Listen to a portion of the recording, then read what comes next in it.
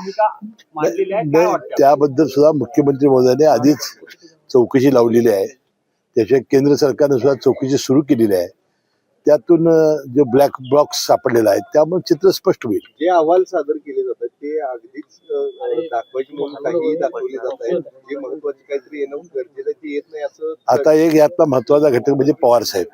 त्यांनी सांगितलं हे काय अपघात नाही, हे प्युअर ऍक्सिडेंट आहे, अपघात असं सांगितलं त्यांनी. पण पवार साहेबांनी आता बैठका म्हणजे कौटुंबिक बैठका पवार कुटुंबियांच्या सुरू झालेल्या आहेत कालपासून. विशेषतः मोठ्या पवार साहेबांनी यामध्ये लक्ष घातलं नाही. त्यामध्ये बघा त्यांच्या बैठका त्यांचं सातत्याने कुटुंब हे एकत्रच होतं. दीपावलीच्या वेळेला सुद्धा ते सारखे एकत्र येत होते. आता सुद्धा काही 10 दिवस काल होते, 10वा दिवस काल होता.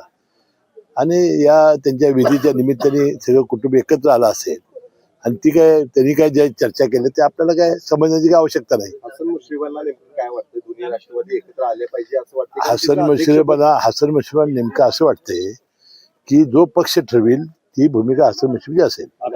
सुनीता रायने जर निर्णय घेतला तर तुम्ही सगळे एकत्र करण्यासाठी तयार आहात? आम्हाला करावं लागेल. पवार साहेबांच्या खासदारकीची टर्म लवकरच संपणार आहे. त्यांना पुन्हा संधी मिळणार का याबाबत प्रश्नचिन्ह आहे. संजय राऊतांचं म्हणणं आहे की पवार साहेबांनी निवडणूक लढवावी.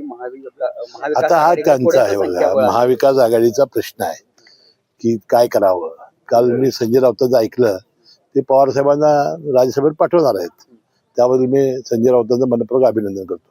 नाही, अजितदादांच्या एकूणच या सगळ्या अपघातातून मृत्यू झाला. खरं तर तुमच्याच पक्षाचे काही आमदार आहेत ते प्रशासनाला उपस्थित करतायत आणि उच्चस्तरीय चौकशी सांगितलं ना. बजरंग सोनवणे हे पवार साहेबांच्या गटाचे खासदार आहेत, ते राष्ट्रवादीचे नाहीत. ठीक आहे.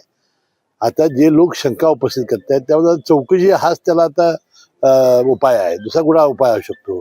मुख्यमंत्र्यांनी या चौकशीचं आणि अपघाताचं राजकारण करू नका असं आवाहन केलं. नाही, त्यांनी काय केलं की रामदास कदमाने जे वक्तव्य केलं होतं सुनील तटकरेच्या बाबतीत त्याबद्दलचं मला वाटतं मुख्यमंत्र्यांचं जे वक्तव्य आहे त्यात आपापल्या दृष्टीने राजकारण लोक करू नये आणि हे ते एक युतीचे घटक असताना सुद्धा असं वक्तव्य रामदास कदम करतायत.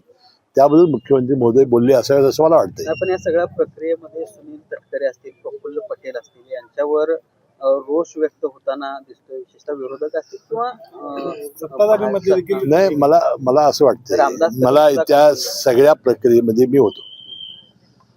आता आपल्याला ज्या दिवशी अपघात झाला त्या दिवशी त्यांच्या कुटुंबियाची अशी इच्छा होती की लवकरात लवकर सुनेत्रा वहिनींचा हा शपथविधी कार्यक्रम व्हावा आणि त्यांच्या जागेवर आपल्याला पाठवावं अशी त्यांच्या कुटुंबियाची इच्छा होती.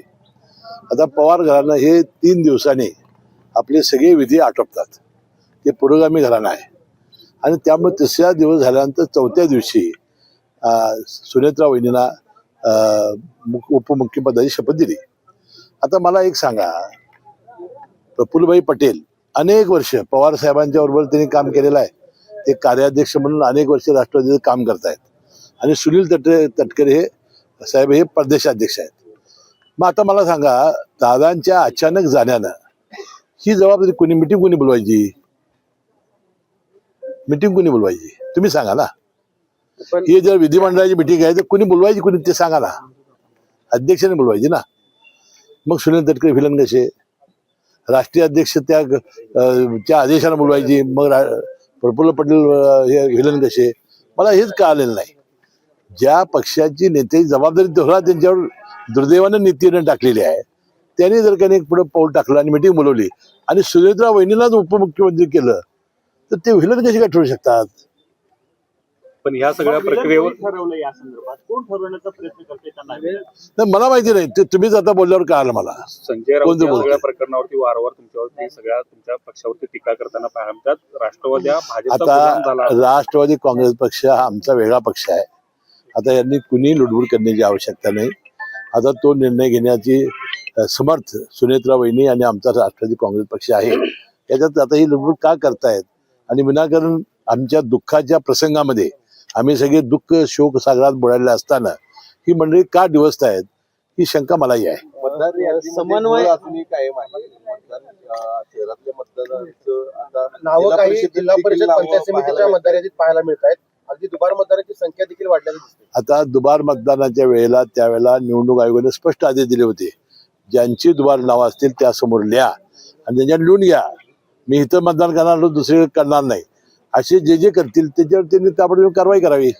अजितदादांच्या प्रकरणावरून तुम्ही जी काही वक्तव्य केली का बाबा संजय राऊत तुमच्यावर त्या संदर्भामध्ये संजय राऊत त्या संदर्भामध्ये तुमच्यावर टीका करतायत, दुसऱ्या बाजूला विजय वडेट्टीवारांनी मात्र तुमचं समर्थन केलेलं आहे किंवा तुम्ही जी काही भावना व्यक्त केली ती प्रामाणिक भावना नाही. आहे. आता त्यामुळे समन्वय त्यांच्यामध्येच नाही असं. टीका करण्यासारखं आपलं काही नाही ना. तुमच्या एक लक्षात येत नाही की माझ्या नेत्याचं दुःखद निधन झालेलं आहे, ज्यानं मला 30-40 वर्ष सांभाळलं. आणि ह्याबद्दल माझं विधान कुठे काय आहे? संजय राऊत कशाबद्दल टीका करतात मला काय समज नाही. मी वक्तव्य केलं होतं की जे घडलंय ते मी बोललो होतो. आता ती गोष्ट त्यांना का लागावी हे मला काही कळालं नाही.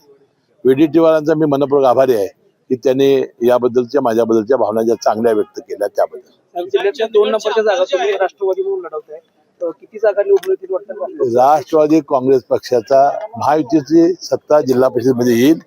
राष्ट्रवादी काँग्रेस पक्षाचा अध्यक्ष होईल.